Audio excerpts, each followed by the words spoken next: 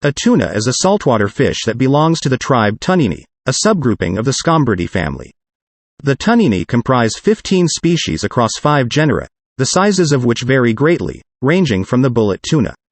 Max length: 50 centimeters or 1.6 feet, weight: 1.8 kilograms, and is believed to live up to 50 years.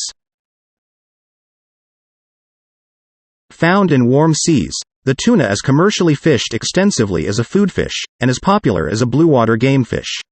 As a result of overfishing, some tuna species, such as the southern bluefin tuna, are threatened with extinction. Tuna are fast swimmers. People have seen tuna swim at up to 77 kilometers per hour.